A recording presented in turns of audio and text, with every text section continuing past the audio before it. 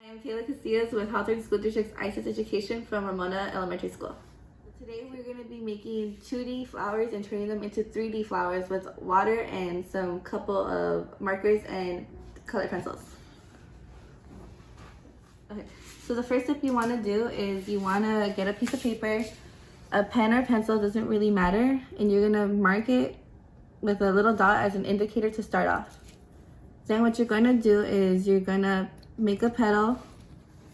Try to make them as long as possible. It doesn't have to be exactly perfect. And what you want to do is create more about the same length and size.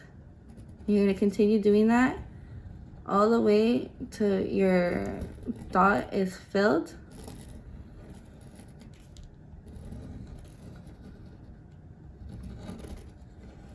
Okay, so a tip that you want to do is you kind of want to have the petals matching with an even pair. So this one has, for example, 7 and this one has 8. So these have 4 pairs. And a tip you want to do is you can put a dot, and then if you don't know how to really do these, you can do a heart. And you can continue going on from there. What you want to do is you can color it any style you want. This you can go ahead and feel free to be creative. It does not have to be perfect. It is your own flower. So we're just gonna go ahead with a couple of markers, add some design in here. Now if you feel confident and comfortable, you can also add some sequins, glitter, anything you like. Just feel free to be creative.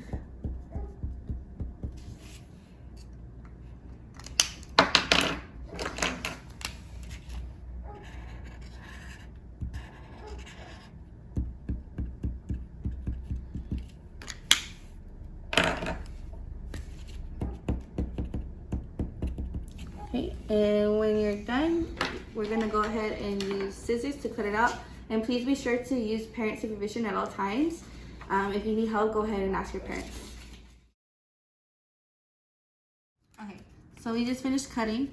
Now you're gonna get something that looks like this, if not better. Now what we're gonna do is fold the edges, not all the way in, but we're gonna fold them, and we're gonna fold the next one along with that. It doesn't have to go all the way down. The point is for it to bloom gently. So we're just gonna fold them. And you wanna make sure they're not overlapping the other ones, because you don't want the other petals to get creased. And there we go. So this is how it should look like. If you have something like this, it doesn't have to be perfect. Now we're gonna place it gently in the water.